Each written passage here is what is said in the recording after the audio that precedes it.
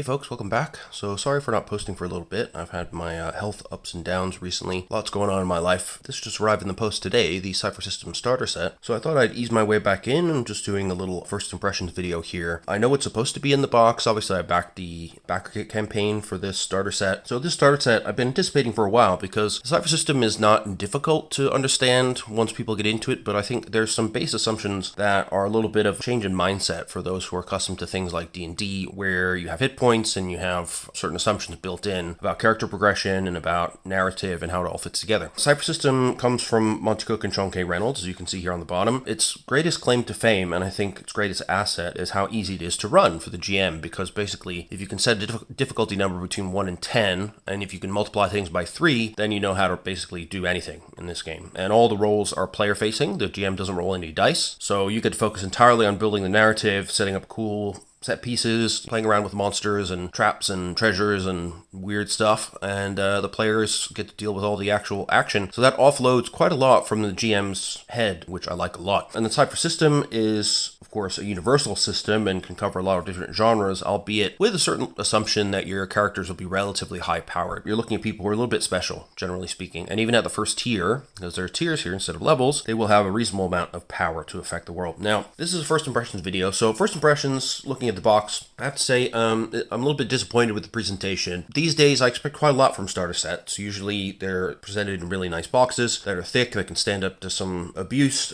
Here we have a thin cardboard box, much like the FFG Star Wars starter sets that we looked at in a previous video. So it's really not going to last very long. I expect, the box to be easily squished. So first impressions, it feels a bit cheap. So we've got 10 pre-generated characters, which is nice.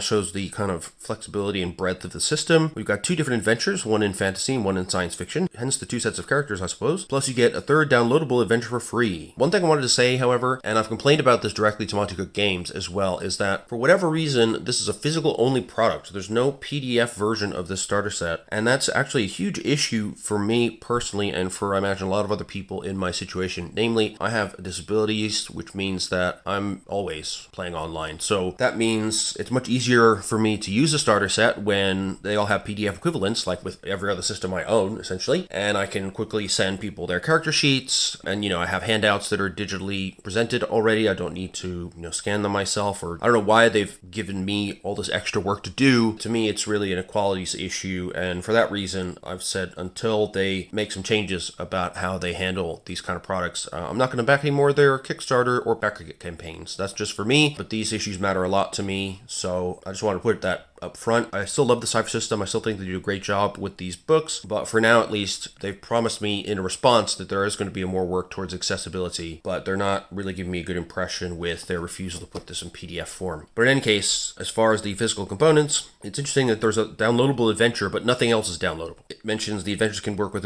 as few as 1 or 2 players, complete Cypher System rules, you'll master the system quickly, XP cards, GM intrusion cards, and dice give you everything you need at the game table. I'm again skeptical because we have only 2 dice. The standard Cypher System dice set is 4 dice. So again, feels like it's a little bit cheap. I mean, there's pluses and minuses to that. On one hand, a cheap starter set can get people to make an impulse purchase and give it a try. But, when people are accustomed to paying roughly a similar price for a much more beautiful presentation from other companies, that can work against you. But let's see what's inside and stop babbling about my various ancillary complaints. You can see the construction is actually almost identical to the FFG starter sets. We have a lot of dead air, if you like, in these 2 side channels. We've got a tiny set of dice down there at the bottom, which is just, the 2 dice. We have a D20 and a D6, and then we have all the other materials in a blob. So we'll take a look at the blob. Oh, and there's some cards buried in there as well, which don't seem to want to come out. There we go. Okay. Just 1 set of cards, I suppose. Yep. Okay, so we have the player's book facing us first, and indeed it says read this first. So we'll see what's in here. It's relatively thin. Let's see how many pages. 32 pages. So that's good. I mean, it shows, the Cypher System is very easy to understand once you grasp the basics, like I said, particularly from the GM side of things. But there's still a lot of player options. Understanding the system at a basic level is pretty straightforward. So as we open it up, we have a table of contents on the inside cover here. if you can see that. So we have an initial welcome, what they recommend you do first, how to play the Cypher system, an example of play, what ciphers are, character advancement, equipment, modifying and building characters, character types, character descriptors, character foci, and then glossaries of key game concepts. Yeah, so there's character sheets for 10 pre-made PCs, 5 for fantasy, 5 for sci-fi, each with distinct skills, abilities, strengths, and weaknesses. Each player should use one character to play, and they want you to look at those first and make note of the descriptor, type, and focus, which together form your character sentence. Then they give you the 8 basic rules on page 2.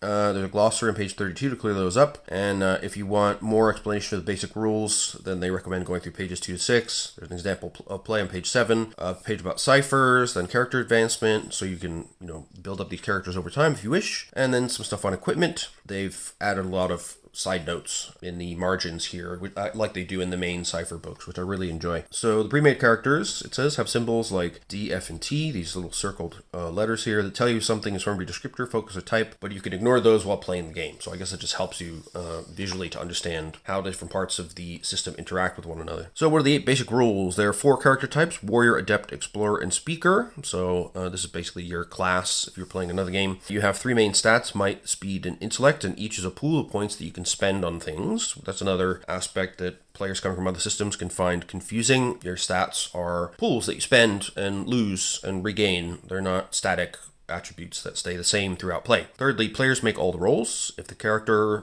attacks a foe, you, the player, roll for the attack. If a foe attacks your character, you, the player, roll for defense. 4, some of your character abilities cost points from your pools when you activate them. For example, you might have a special bashing attack that costs 1 might point and dazes your foe, or a technique that lets you throw 2 knives at once and costs 2 speed points. 5, when you roll, you can make it easier by spending 3 points from the appropriate pool. This is called applying effort. This is one of the core aspects of the game. Your GM will give a difficulty rating to the task. Anything above 6 is actually physically impossible to roll on a d20, so you'll need to use things like applying effort to reduce the task into a room where it's actually possible. 6, taking damage decreases your pools. Usually points are removed from might first, then speed when might is gone, then intellect when might and speed are both gone. 7, resting lets you recover points you've lost or spent, and they go through recovery rolls on page 6. And finally, rule number 8, you become skilled in just about any kind of action like climbing, sneaking, or dodging. Skill automatically makes your roll easier. Assets like tools and helpful circumstances can make things easier too. So again, this is another way of lowering the difficulty of a given roll. First, they talk about the character types. So warriors are your physical, martial-oriented characters. They're good with weapons and hitting stuff. Your adepts have some kind of unusual abilities. Could be magic, psionics, or,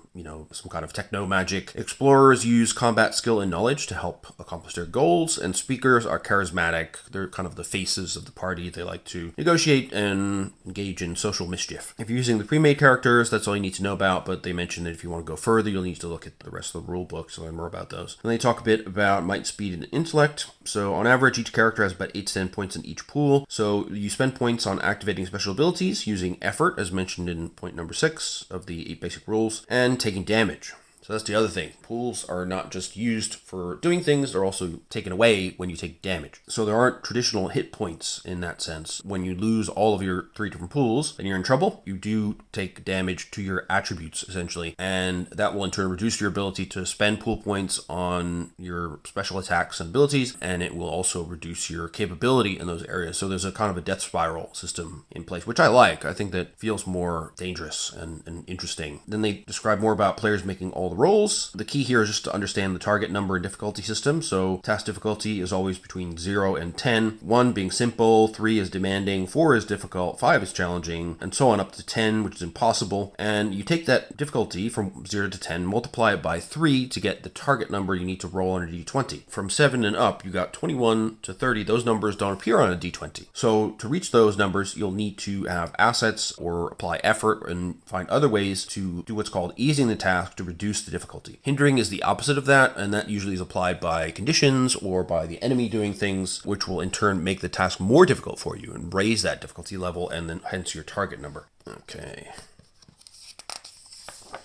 So then they talk about rolling a 1. So when you roll a 1 on the d20, you get what's called a GM intrusion. So the GM will introduce a new and unexpected challenge that makes the situation more complicated. So maybe you drop your weapon, maybe you try to dodge your foe, but you screw up and fall on your face. You might say something inappropriate in a social situation or annoy someone, and the Game Master's book has more information about all that kind of stuff. There's also rerolls. So as you play, your character will learn experience points. You can spend 1 experience point to reroll a die and take the better of the 2 results, even if one of them is a 1. You can spend another XP to reroll again, but usually, unless it's life or death for your character, you probably shouldn't use more than 1 XP on a reroll. Any other player in the game can offer you one of their XP so you can reroll. You can also use your XP to advance your character. So here's another thing that's difficult for players to get their head around. XP is not just for character advancement. XP is also a resource, much like your attribute pools. You can spend XP to throw off GM intrusions, you can use them to reroll die, and you can use them for other things than just advancing your character. And so you have to manage them as a resource. That's typically not something you do in a lot of systems. So it's unique to Cypher. I think it's quite interesting because it means that advancing the character is sort of a meaningful decision. There's a special box here about rolling 17 or higher. So if you roll a 17, you inflict 1 extra point of damage. If you roll an 18, you inflict 2 extra points. If you roll a 19, you get a minor effect, so that's something slightly beneficial to you. If it was a defense roll that you're making, maybe you get a better tactical position that eases your next defense roll, or if it's an attack roll, maybe you hinder them for a round, or you get 3 additional points of damage, to scale up from an 18, whatever. It could be a lot of different effects depending on what the GM decides. And then if you roll a 20, you get a major effect, so this is a massive benefit to you. So if you're attacking, maybe the opponent is dazed and stunned and they lose their next turn completely, or you could inflict 4 additional points of damage, or maybe, if you're on the defense, you perfectly counter an attack, or if you spent pool points on the roll, maybe you don't end up spending them at all, they just get put right back in your pool, which would be a huge advantage. So anything that would be a significant benefit to you could potentially be a major effect, as long as it suits the nature of the task and makes sense within the narrative flow of whatever the activity is that you're doing. Then they get into activating abilities. So typically these will be requiring that you spend points from your pools in order to activate them, and it'll usually be a relevant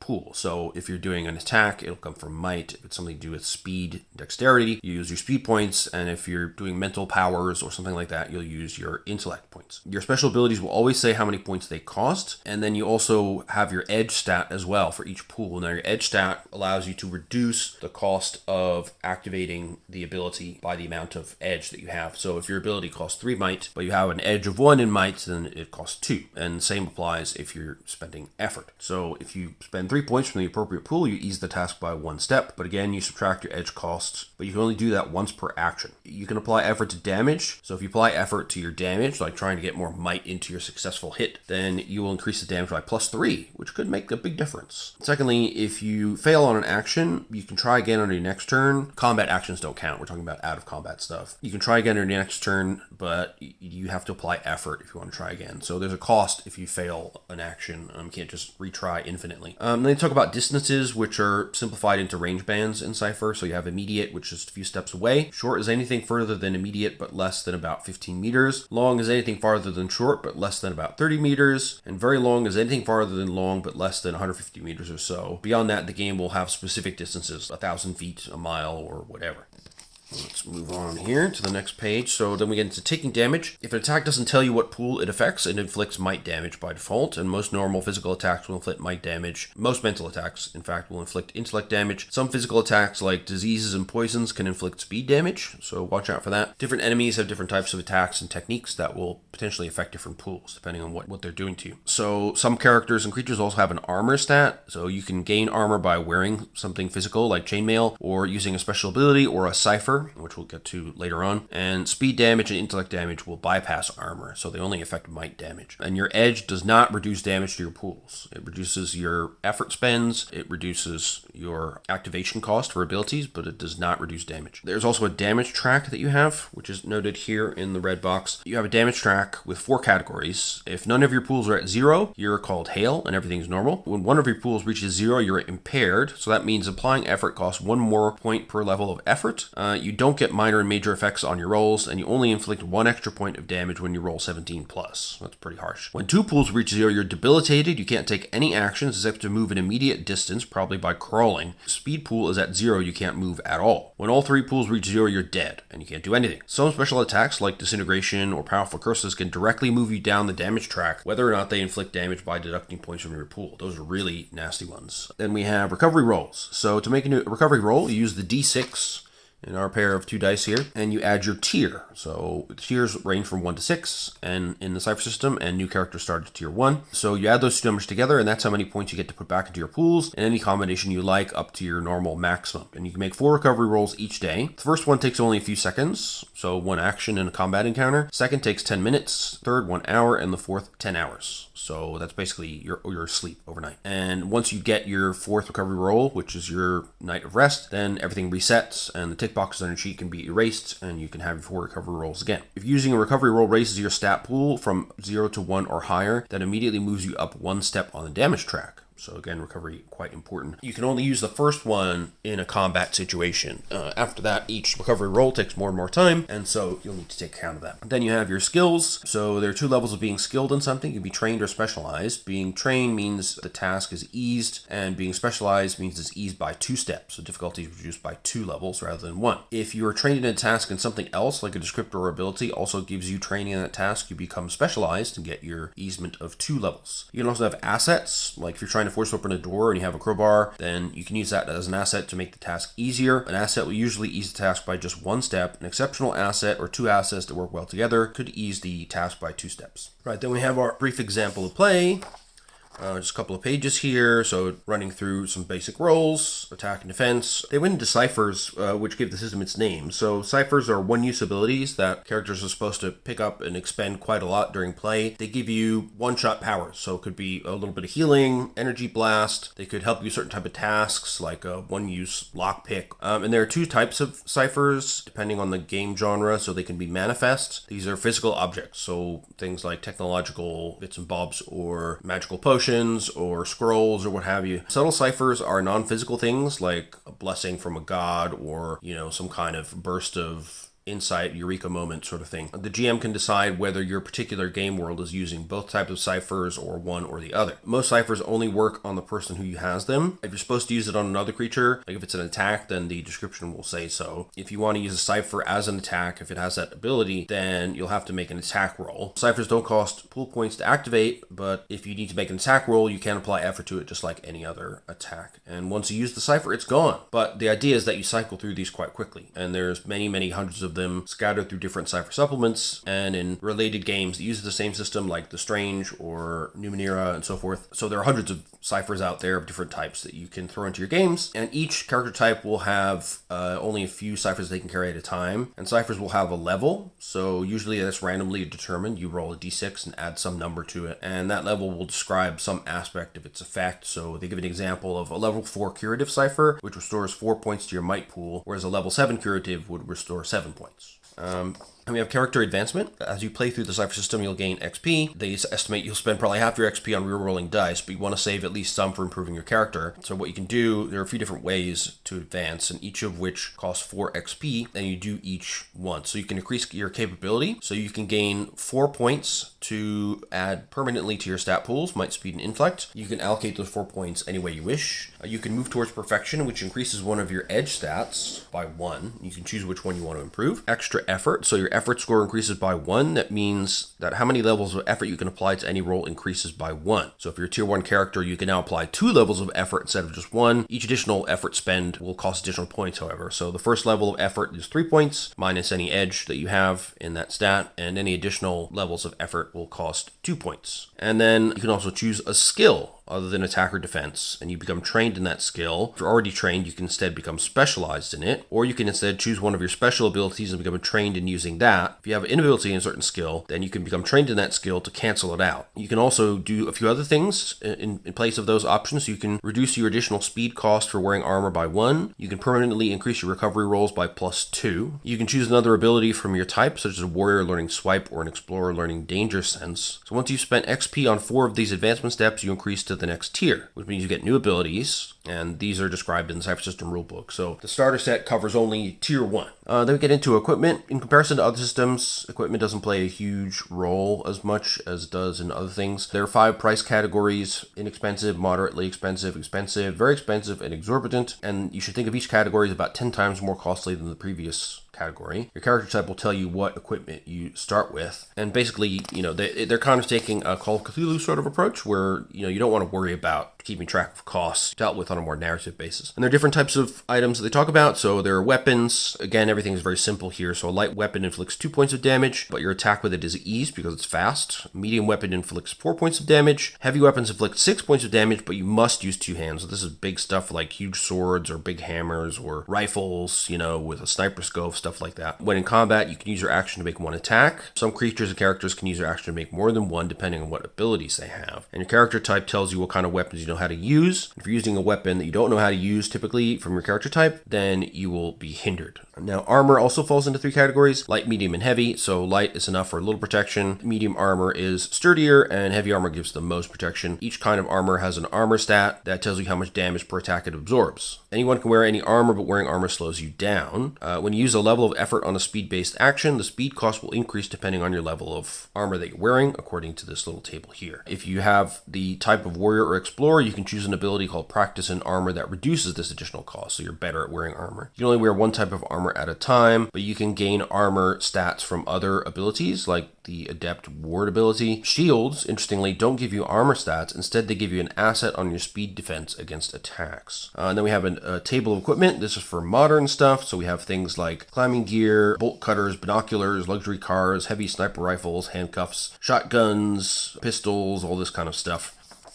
And then we have our fantasy equipment. So here we have arrows, backpacks, tools, blowguns, breastplates, chainmail, crossbows, daggers, full plate armor, great swords, all this kind of stuff. And then we have sci-fi equipment as well, which includes things like blast cannons, battle suits, armored body suits, breathers, energy packs of 50 shots for energy-based weapons, force fields, blaster rifles, heavy blaster rifles, jetpacks, all kinds of cool stuff. Even spaceships. There you go. Exorbitant is the cost for those, unsurprisingly. And the stun stick, which is always a nice thing to have. Now here we get into modifying and building your characters. So this is where they break down the essentials of character building in Cypher. So you have I'm an adjective, noun, who verbs, the character sentence that was referred to earlier. So they give the example of, I'm an honorable warrior who masters defense, or I'm a stealthy explorer who moves like a cat. So the adjective is your descriptor, the noun is your type, which is essentially your class, and the verb is your focus. So when you combine these 3 different elements, you have a really huge number of different possible characters you can make, but it's pretty easy overall to build a character out of these basic ingredients. So the basics for building a character: you choose your type, descriptor, and focus. You write down the starting might, speed, and intellect pool numbers from your type. Modify those numbers by what your descriptor says. Write down any skills or abilities you get from your descriptor. Write down the abilities you get from your focus. Write down the abilities you get from your type, including what weapons you can use, what armor you can use, your edge stats, and so on. Choose 4 abilities from your type, and then assign 6 additional pool points to your might, speed, and intellect pools however you want. If you're not ready to go that far, they give you some hot tips on rebuilding existing characters. So you could choose a different focus, different descriptor, or different type abilities, or choose a completely different type, but that would mean recalculating some of the things that these characters start out with and changing the abilities and competencies that are written down on the character sheet. Then we talk about the character types. So we have our first tier warrior. Their starting pools, they have 10 in might, 10 in speed, and 8 in intellect. And then you get your 6 freebie points. First tier warriors, they have an effort of 1. They have a might edge of 1, and speed edge of 0, and an intellectual edge of 0. They can carry 2 ciphers at a time. You can use light, medium, and heavy weapons with no penalties. Their starting equipment is appropriate clothing and 2 weapons of your choice, plus 1 expensive item, 2 moderately priced items, and up to 4 inexpensive items. And they have some special abilities like bash. So your attack inflicts 1 less damage than normal, but dazes your target for 1 round, hindering all of their tasks. So that's pretty cool. You have things like combat prowess, which add plus 1 point of damage to the kind of weapon attack you choose. You can improve one of your edges from 0 to 1. When you make an unarmed attack with no need for weapons, you can count it as a medium weapon, inflicting more points of damage. And I'm not going to go through all these. Practice in armor was mentioned before, so that reduces your additional speed cost for wearing armor. Swipe is nice. You make a quick agile melee attack, which inflicts 1 less damage, but dazes your target for 1 round. And that spends from your speed pool, whereas bash spends from your might pool for a similar effect. And they give you different genre names for warriors. So if you're in fantasy, it would be fighter, swordsman, knight, etc. For modern, horror, romance, could be a police officer, a soldier, a guard. Science fiction, you might be a trooper, a soldier, a merc. And a superhero or post-apocalypse scenario could be a hero, a brick, or a bruiser. And again, there's some useful clarifying information on the edges here, which I won't go into. Then we have the adept. So these are the characters who master abilities outside the beliefs and understandings feelings of others. Usually thoughtful, intelligent types, and that reflected by their stat pool. So they start with 12 in intellect, 9 in speed, and only 7 in might, but you do have your 6 freebie points as well. First tier adepts, they have an effort of 1, an intellect edge of 1, and 0 in the other 2 stats. They can bear 3 ciphers at a time instead of 2. They get appropriate clothing, 2 expensive items, 2 moderate items, and 4 inexpensive items at start. And they can use light weapons and have no penalties, but they have an inability with medium and heavy weapons. So if they use those, their attacks are hindered. Then they have special abilities, and these are pretty cool and of course flavored differently than they are for the warrior. You have, for example, distortion. Spend 2 intellect points and a willing creature within short range. For the next minute, their appearance rapidly shifts between a blot of darkness and how they normally look, giving them an asset on speed defense rolls. You can erase memories to tamper with the mind of somebody within immediate range. Far step, you can leap through the air and land a long distance away. Hedge magic allows you to do small tricks, basically cantrips, moving things around, mending simple broken objects, making things float, stuff like that. But you can't use them to harm anybody. Magic training, so you're trained in the basics of magical lore, including identifying magic ciphers, and you can attempt to understand and identify magical properties. Onslaught, you spend 1 intellect point to make a psychic or supernatural attack. It could be a physical ray of force or a mental mind slice, and then make an intellect attack roll. A ray of force hits like a punch or a blade, inflicting 4 points. A mind slice directly attacks the target's thoughts and inflicts 2 points of intellect damage, but armor can't protect them. Resonance field, this allows you to use your intellect defense pool against an attack instead of might or speed, which can be very helpful. You can use scan to basically learn level of and some other facts about matter and air and energy in the area you scan. You can use shatter to make objects explode, small mundane objects only. Ward, you have a shield of energy around you at all times that helps deflect attacks, and you gain +1 to armor. Now, of course, this type of character, you can well imagine how they appear in other genres. So in fantasy, they're your wizards, your mages, your sorcerers, your clerics, etc. In modern horror, they'd be your psychics or occultists or witches. In science fiction, they'd be your psionists, your telepaths, your abominations even. Superhero or post-apocalypse, you'd be a mage, sorcerer, master, scion, telepath, etc.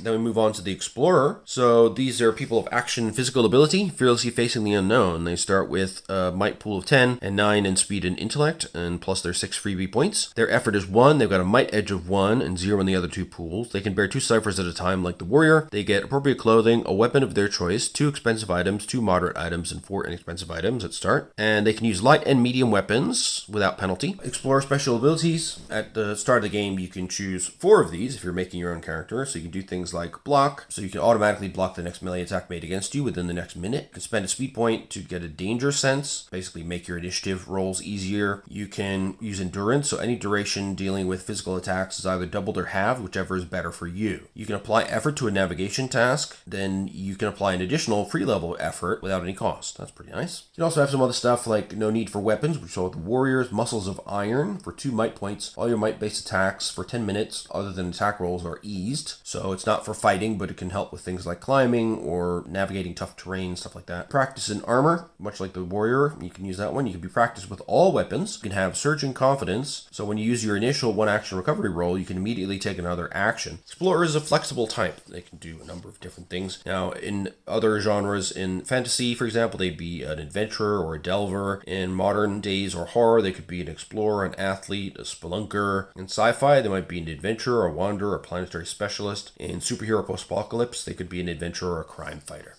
Then we got the speaker. So once again, these are the kind of charismatic faces. They're good with words and good with people. So they tend to be smart and charismatic, and that's reflected in their stat pools. They get an 11 intellect, 9 in speed, 8 in might, and 6 freebie points, of course. Effort is 1, intellect edge of 1, and edges of 0 in the other 2. They can bear 2 ciphers at a time. They get appropriate clothing and a light weapon, plus 2 expensive items, 2 moderate items, and 4 inexpensive items. And they can use light weapons without penalty, but they have an inability with medium and heavy. They have special abilities that have a social element. So anecdote, for example, you can spend 2 intellect to lift the spirits of a group of creatures and help them bond together. For the next hour, those that pay attention are trained in a task you choose other than attack or defense. Babble is a good one as well. So after hearing a language spoken for a few minutes, you can speak it and make yourself understood. If you continue to interact with native speakers, your skills might improve rapidly to the point where you might be mistaken for a native speaker after just a few hours of speaking a new language. And that doesn't cost anything. Demeanor of command, if you spend 2 intellect points, you would project confidence, knowledge, and charisma. When you speak, strangers who are not already attacking give you at least a round allowed to have your say. If speaking to a group that understands you, you can attempt to have them produce their leader or ask that they take you to their leader. You gain 1 free level of effort that can be applied to 1 persuasive task you attempt during this period. Then they have other similar stuff, like you can encourage people, you can enthrall someone, grab and keep another creature's attention, you can erase memories, which was something we saw with the adepts as well. You can do fast talk, which costs a point, and convince a creature to take 1 reasonable action in the next round. You might have good interaction skills, could be practice with medium weapons. You could have a terrifying presence and convince 1 intelligent target that you are its worst nightmare. Target is paralyzed with fear, runs away, or takes some other action appropriate to the circumstances. If you had names for these in various genres, you would see them in fantasy as, the bard type, basically the skald. In modern or horror or romance, you might see them as diplomats, charmers, the face. In science fiction, they'd be a diplomat, an empath, a consul, something like that. In a superhero post-apocalypse world, they'd be a charmer, a mesmerist, or a puppet master.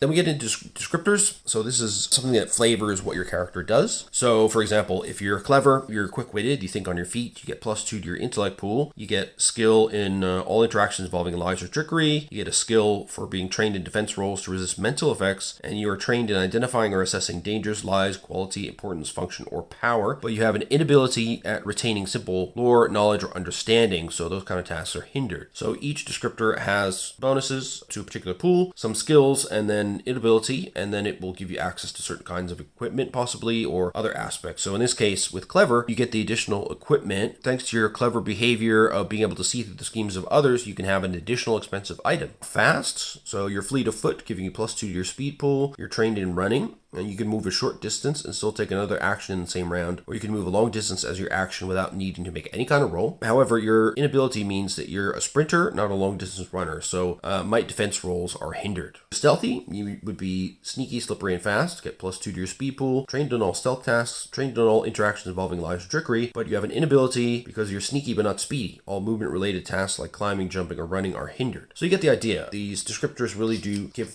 additional flavor to your character type, add personality. There's only a few examples here because we're just talking about a starter set, but they're useful examples and pretty core. Then we have the character foci. Not all of these are appropriate for every genre, so the GM will have to decide. There are a ton of these in the Cypher core rulebook, and then even more in all the many supplements, which I still have to review at some point, by the way. So they give some nice examples here, though, like commands mental powers. So through practice or devotion, you've honed the power of your mind to perform amazing psychic deeds. So you're telepathic. For 1+ intellect points, you can speak telepathically with others who are within short range. It's two-way. The other party must be willing and able to communicate. You can do so for up to 10 minutes. If you apply a level of effort, you can make this last for 24 hours. If something goes wrong when you're trying to do this, then the GM intrusion could be something glimpsed in the target's mind is horrifying, and a feedback loop could allow the target to read the character's mind, for example. Typically, in the Cypher books, they give you nice ideas for GM intrusions. You have also master's weaponry. So you have one kind of weapon, like a sword or a dagger or a gun, and you're a master user of that weapon. So your equipment includes a high-quality weapon of the kind you've chosen. You inflict an additional 1 point of damage with your chosen weapon, and you're trained in crafting tasks associated with your chosen weapon. GM intrusions for this kind of character could be,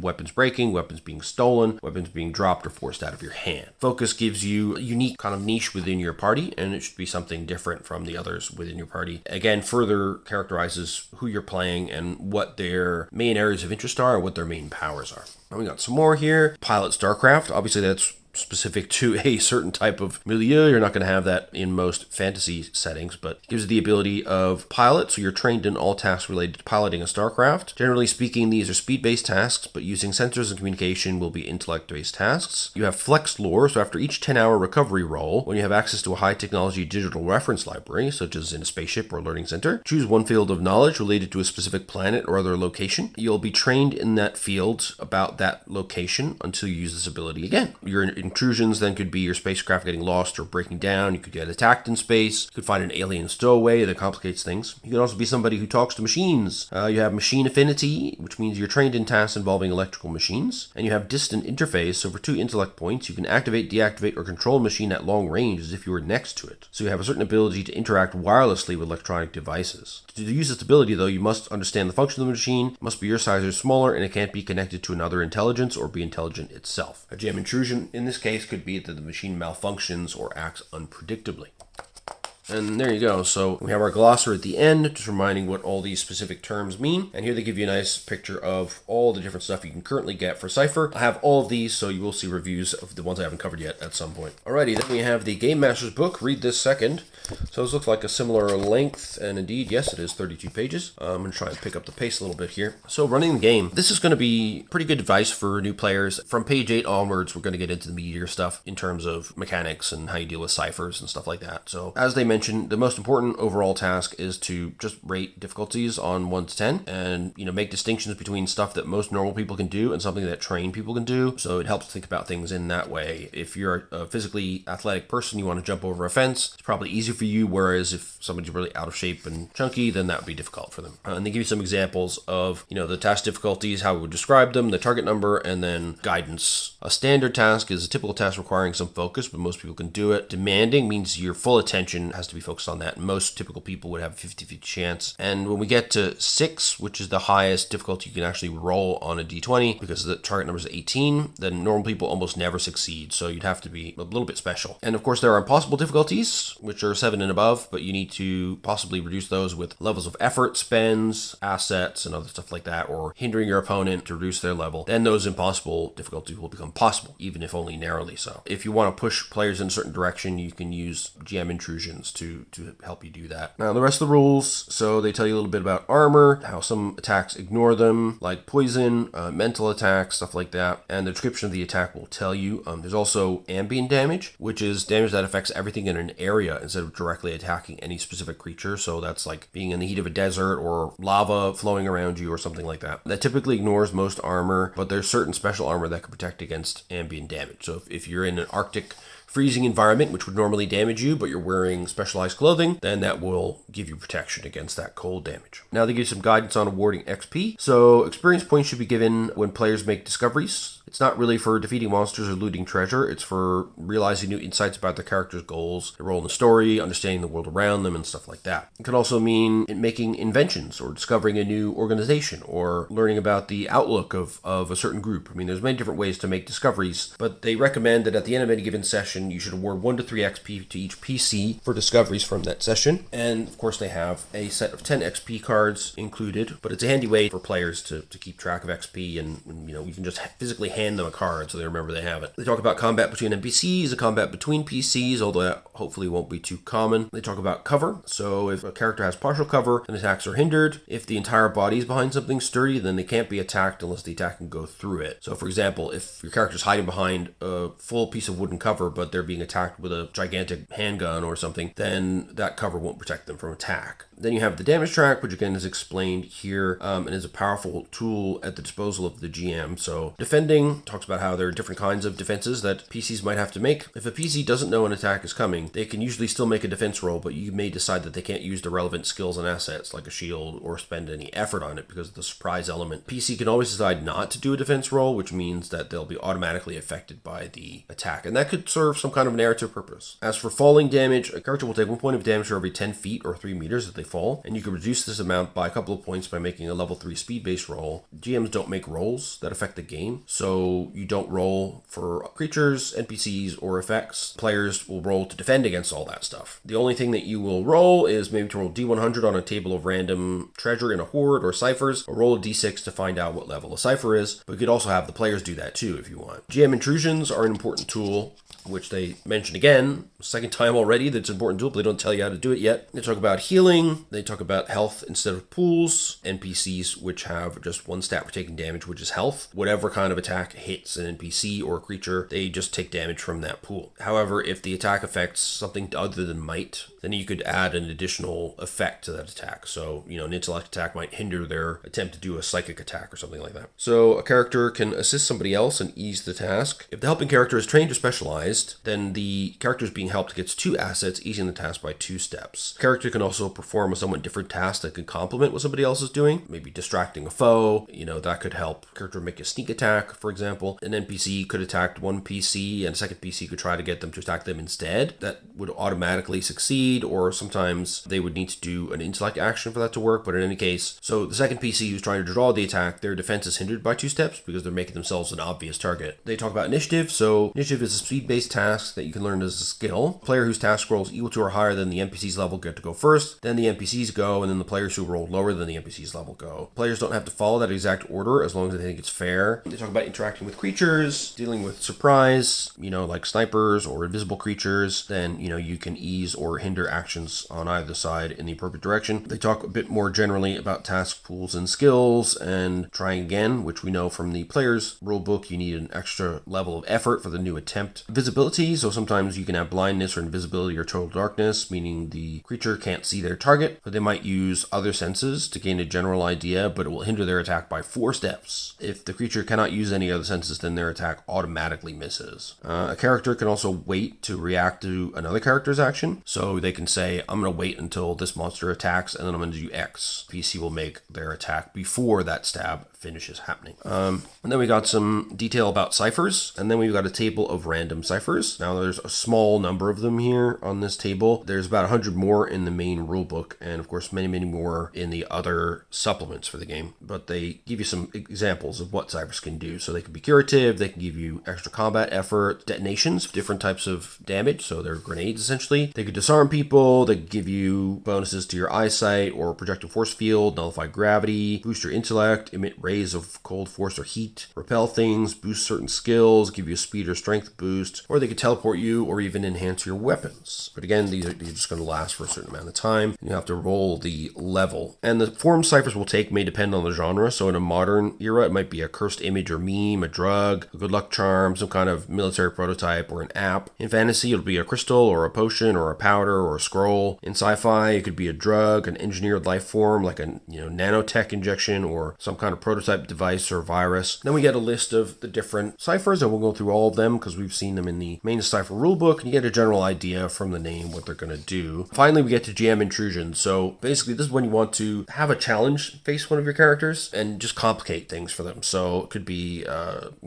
piece of equipment breaks or gets dropped, or an enemy, heals some of its allies right before the PC is about to defeat them. The PC triggers a trap they didn't see. New foes or reinforcements might show up, all kinds of stuff. So when you use a GM intrusion, you give the player 2 XP. That player must immediately give one of those XP to another player and say why. You're rewarding players for making their lives a bit more complicated. They recommend using GM intrusions at least once per hour playing, but probably no more than once or twice per character per session. The adventures in the book include many GM intrusions for the events happening in them. Each of the creatures presented in this book also includes a relevant GM intrusion. Now, if you make an intrusion, the player can spend 1 XP to just refute the intrusion. That means they don't get the 2 XP. And if a character rolls a 1, you could intrude without giving them any XP. You can also use a group GM intrusion. So for this, everybody gets 1 XP each, and nobody can spend XP to refuse the intrusion. They note as well, of course, that there's a convenient Cypher system intrusion deck, and it gives you intrusions for combat, interaction, or miscellaneous. It can be difficult to come up with them on the spot, so it's a useful thing to have. Then we have creatures, and how they're described. So they each have a level, description, a motive, so what they want, what kind of environment they live in, and how they live, how much health they have, how much damage they inflict with an attack, which is usually equal to the creature's level, how much armor they have, if any, the movement they can move in a single turn, modifications. So for example, if a level 4 creature defends is level 5, then that means when you try to attack them, even though they're a level 4 creature, you have to roll against difficulty 5. Then there's advice on what they would do in combat, whether they can interact, like negotiate, or if they're basically just vicious monstrosities, and suggestion for how to use them, what kind of loot they might drop, and a suggestion for a GM intrusion that would be relevant for an encounter with the creature.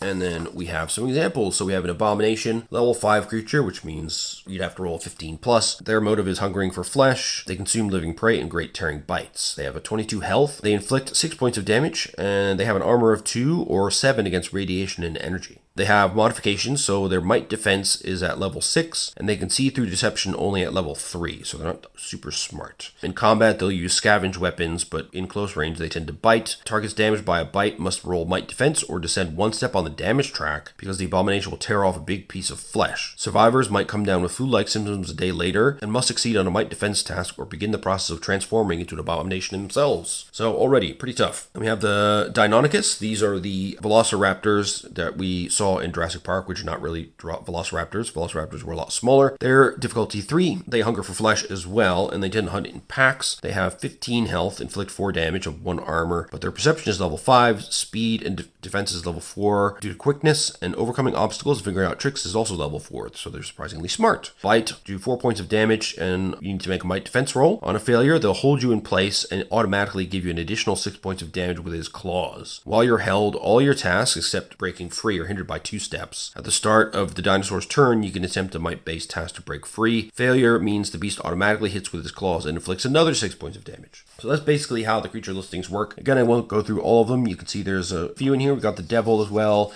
Fusion Hound, a War Droid, and a Zombie. And then we've got short stats. So if you just need quick references for some additional creatures. So we got additional stuff in here like bats, bears, business people, cannibals, cats, dogs, ogres, orcs, secret agents, soldiers, etc. You find this in a lot of Cypher adventures and source books, like in the sidebars. In the text, they'll just have quick stats for simple creatures that don't have a lot of special abilities that will be commonly found in that genre or in that adventure or location. Then we have some adventures. So there's 2 here. Creeping Ooze, which is a fantasy adventure, and Zambit Negotiations, a sci-fi adventure where the PCs investigate a conspiracy during a diplomatic meeting. Creeping Ooze is about a rune containing evil magical powers, so should be good for those coming from D&D. It's the kind of thing they would be used to. Adventure 1, I'm not going to go through the details here so as to avoid spoilers. You can see there's maps, there's new monsters, there's some read aloud text, plenty of side notes here to give you details of the various rooms and areas in the adventure, additional creatures and stats, and help for the GM. Same again for Zambit Station, a sci-fi adventure. It takes place on a space station. We've got some important NPCs. We've got a sort of node-based flowchart.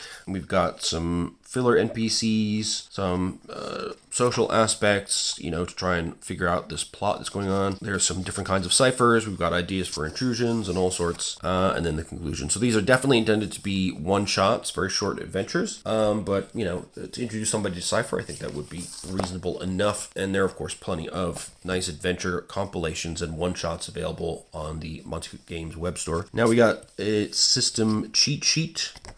So we see the pools, effort, edge, assets, and skills. What they mean, then the armor table, weapon damage table, and the task difficulty table with target numbers and guidance. That's handy, and it's a relatively solid piece of card. And we have this, obviously should have been on top before you start, just checking what all's in here. We do have all that stuff, so that's good. Then we've got our characters. So we have Vemil, a stealthy explorer who moves like a cat. They have might of 12, speed of 21, intellect of 9, tier 1, effort 1. And then you got your check boxes for recovery rolls. Everything is nicely explained as well. So damage track, possibilities are explained. The skills are explained. Special abilities, they're given their full text here, which is handy. Their basic attacks are detailed here. Their armor, their ciphers that they have, and basic equipment and money available. And on the back side, we have a picture of the character. They are some kind of feline type creature, and they have a handgun. And they give you some recommendations for using your stealthy abilities and trying to ambush them. They don't have a lot of special abilities that cost points, so you should use your effort more often to benefit your pools. And they have opinions about the other PCs, plus some background info. So nicely detailed, actually, these sheets. Give you plenty to work with for roleplay right from the beginning. And we have Pelter, a sharp-eyed explorer who pilots StarCraft. Might 10, speed 12, intellect 12. We've got edge and might and speed, tier M1, effort 1. Then we have their skills, which includes piloting StarCraft, space navigation, mining. Then they've got their special abilities, a weapon, just one, a medium handgun, no armor, a couple of ciphers, and some equipment and money. And we can see, again, some tactics recommendations. So use a danger sense if your initiative roll is low. Attack with your handgun if possible. And if you need to use your one action recovery roll in combat, use Surging Confidence. You can take another action immediately afterwards. That's good advice. And again, they have background and their opinions on the other PCs. Now we have Hua, who is a clever adept who talks to machines. So they have 9 might, 11 speed, 16 intellect, and an edge and intellect as well. Tier 1, effort 1. And they've got their electrical machines skills, which they're trained, inability, and lore, the stuff that we saw associated with the adept type. They've got their special abilities, which are drawn from their focus, tier, and descriptor. Then we have their attacks. We've got 1 point of armor. They've got 3 ciphers they can carry, some equipment, including a stun stick, and a bit of money. Oh, and they're a crazy octopus. There you go. Attack with your Force Blast Onslaught ability or a Mind Slice Onslaught if your target is protected against physical damage. Your push ability can be useful to move an ally or foe to someplace nearby, and Far Step lets you quickly move very far and fast when you need to. It's basically a telekinesis assisted jump, and they have their attitudes towards the other PCs as well. Now we have Grunket, an honorable warrior who fuses flesh and steel. 17 might, 15 speed, 10 intellect, and they've got 1 edge in might as well. Tier 1, effort 1, like everybody else. Trained training in a few skills and no inabilities, which is nice. They've got some special abilities, which are basically about combat prowess, bashing people, and having enhanced body due to their machine parts, which comes from their focus of fusing flesh and steel. So they're a cyborg, basically. Their unarmed attack is great. It's got attack ease, damage 5, stun stick, target loose on next action, which is also nice. Armor of 3, plus 2 additional speed effort costs for wearing that medium armor. They can bear 2 ciphers at a time, and they've got their starting equipment and just a few credits. And here we see the Cyborg Warrior. So they're the strongest and toughest in the group. You don't use weapons because your punches and kicks hit as hard as bullets, but you do carry a stun stick. If fighting a tough foe and you want to take it down a notch, use bash to hinder their actions, including their actions and defenses. As for repairing, try to repair your machine parts. Works just like trying to use the heal skill to help a regular creature. Anyone can try this, even if they don't have special training. And the GM has the rules for how this works. Then you got your background and their attitude towards other PCs. And finally, for sci-fi, we've got Arenos, a exiled explorer who masters weaponry. 12 might, 14 speed, 10 intellect. They got an edge in might and speed. Tier 1 effort 1. They got some skills and an ability in social interaction, but they've got a lot of good training in speed defense, stealth, tracking, space navigation, foraging, and crafting guns. So that's their master weaponry coming in. Special abilities, quite a few from their type. There's 5, in fact. 2 from the descriptor and 2 from their focus. And as a result, they have a handgun and a combat knife, which has an eased attack for being a light weapon. No armor, 2 ciphers. They've got a high quality medium handgun, and they have a memento of their past. So here they suggest using danger sense if you want a better chance of going first in combat. The handgun is your best weapon, so use that. You have only one ability that costs points to use, danger sense, so you can use effort more often to make your rolls better. And there you go. Now we get into fantasy. So we have Vemil, a stealthy explorer who moves like a cat. That's basically, the same character that we had for sci-fi. But they have some different skills, equipment, abilities, and so forth, and the ciphers are different. But otherwise, the Vemil Stealthy Explorer moves like a cat is the same. The values of the pools are the same, and the edge, but the shift in genre has changed the available weapons, ciphers, and so forth. So that's interesting.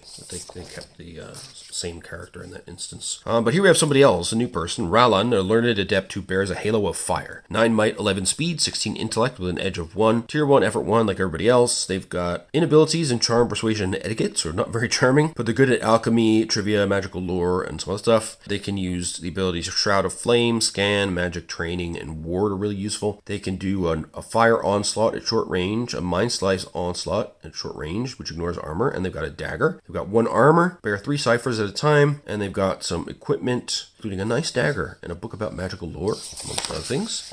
Look at this dorky Harry Potter looking guy, a bit of a Ron Weasley type of character we've got. So the tactics, Shroud of Flame is free for you to cast, so unless you're trying to sneak around, there's no reason to not have it on you all the time. In combat, cast the fire version of Onslaught to attack, or Mind Slice if your foe is protected against physical attacks. You're kind of squishy and weak, so try not to get hit. Fair enough, that's typical with a lot of wizardly characters. Then we've got Grunket, an honorable warrior who masters defense. Again, kind of fantasy version of somebody we saw before. This time, he's got the battle axe at damage 5 and throwing axe, which is a medium short range throwing weapon, plus 2 armor, 2 ciphers, and he's got the shield master skill, and he's got fantasy weapons like chainmail, shield, battle axe, throwing axes, etc.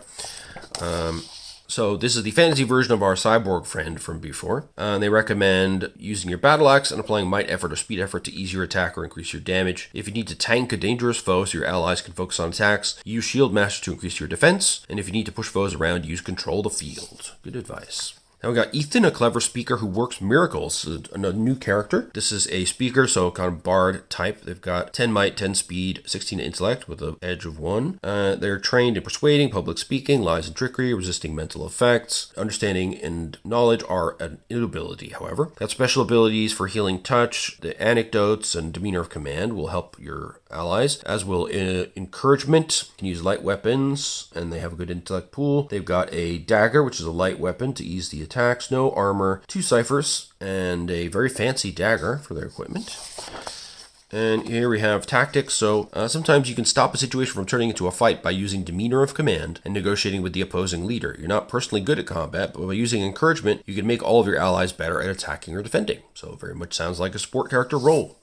And finally, we have Arenos again, but this time an exiled explorer who masters weaponry, bow, medium weapon, long range, damage 5, and a broadsword, medium weapon, damage 4. 2 ciphers, they have 12 might, 14 speed, 10 intellect, edge of 1 in might and speed. And special abilities, they've got danger sense, weapon crafter, weapon master, what we saw before, but the equipment and so forth has moved to a fantasy milieu.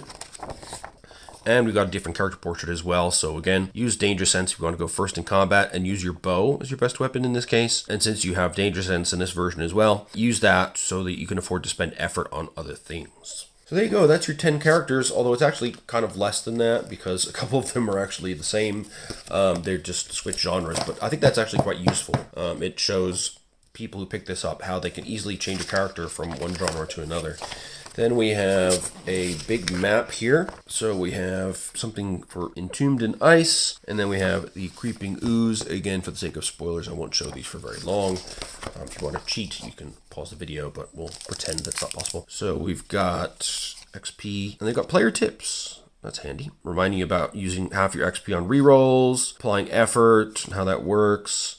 Natural 20, major effect. Spending 2 or more XP to reroll is probably a waste. Subtract your armor. Useful player tips on the back here. So these XP cards you can hand out to your players, and it's a subset of the full deck. So these are only 1 XP each, because you're only dealing with tier 1 characters. You're not going to have larger amounts of XP. If you buy the proper XP decks outside of the starter deck, you'll get cards for 2, 3, and 4 XP as well, because if you're dealing with larger numbers as your tiers increase.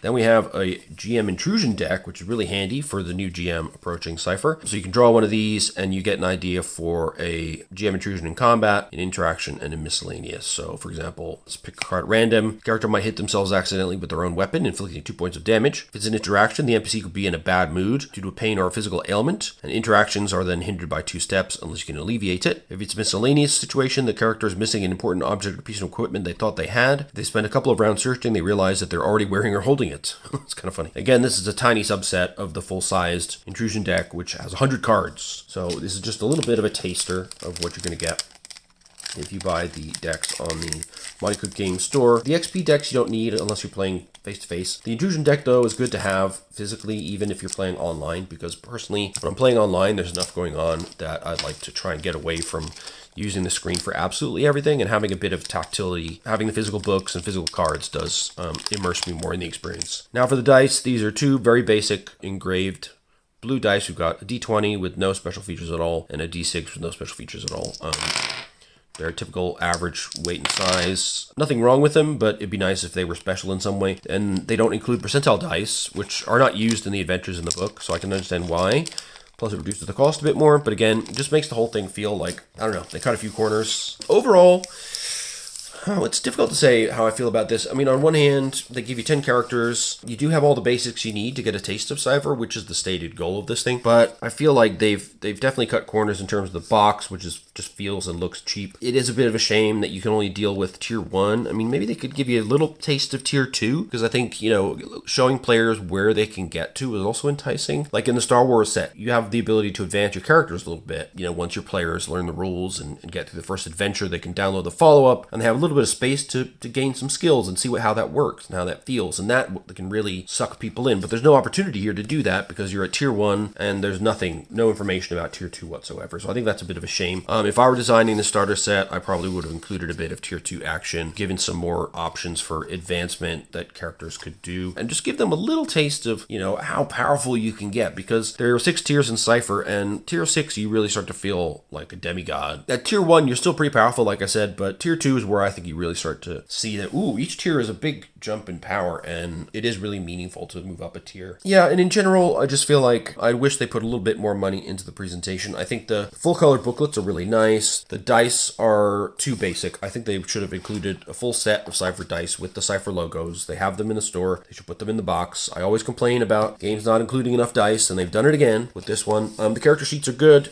They give you plenty to work with as a beginning role player. They tell you what the character is like, what they think of the rest of the party, and everything they can do is fully written out, so you don't need to refer to the books. The cards are okay. Again, they want you to go out and buy the full decks. They're just giving you a few intrusions to work with and basic 1 XP cards, because you're not allowed to go beyond tier 1 in the starter set. And again, I think that's a bit of a shame. Yeah, so I have mixed feelings. I'm a big fan of the Cypher system, but I think this starter set could have been done a little bit differently, perhaps a little bit better. Just don't expect it to be a showpiece in your collection like a starter set. Like, for example, the One Ring from Free League is gorgeous and it looks amazing. Everything is beautifully designed, or, you know, it doesn't have the conveniences of other nice box sets like, for example, Soulbound or Warhammer Fantasy, where you have a mini GM screen printed on the inside of the box. You can't do that here because it's just this simple cardboard container, really. It's not even a proper box. So yeah, a little bit disappointed with the presentation. The adventures are also really, really short. I guess there's a third follow-up that you can download with the QR code that was somewhere. Biggest complaint I have is the accessibility issue. Why would you have this not in PDF form? You obviously have PDFs that you needed to give to a printer to get this made, so just make them available to people who paid money for the damn thing, or allow people to buy it digitally if they want to. To make it physical only in the year 2024 is unacceptable to me. You know, I want to use this to introduce people to Cypher, but if I want to do that, because I'm playing online, I'm going to have to scan this crap, or I'm going to have to retype everything into the character creator on the Cypher system website, and I just don't want to do that. Why would I do that when I have all these other systems that can do lots of cool things, and everything is already set up for me to play online because I've got everything digital with separate handouts and everything else. So I think that's a major, major, major misstep, and I'm not going to apologize for my strong feelings on it. I think things should be inclusive. We should account for people who are unable to play face-to-face and for whom digital product is superior and needed, really, and not put additional baggage on said people like myself, where we need to go and replicate this digitally ourselves or scan it or something. So if you're listening, Monte Cook, that's a big disappointment. You won't get any more money from me until you fix it, and that's the end of that. You may want to take a look at this if you have a face-to-face play group. If you don't, then this is kind of not worth it. So, you know, they've just limited the potential market of this thing as well by making it physical only. A lot of people are playing online. That's why we have Foundry and all these VGTs and stuff. It's not a great introduction to the game because you can't distribute the player's handbook to your players, or the player sheets to your players, or give them the handout maps, or really anything that you would do on a VGT. So in that case, I simply can't recommend it. So unfortunately, this is the first time I've reviewed something with Cypher that I've had very mixed feelings about. And in fact, like I said, I feel strongly enough about the lack of electronic availability that I'm just not going to give them any more money for future campaigns until something is done to make this accessible. So I doubt anybody from Monte Cook is listening to this. I did write to their customer service to complain about it, and I hope that was brought forward to a meeting of decision makers. But yeah, I'm just boggled that we're in this situation. I can and will turn elsewhere.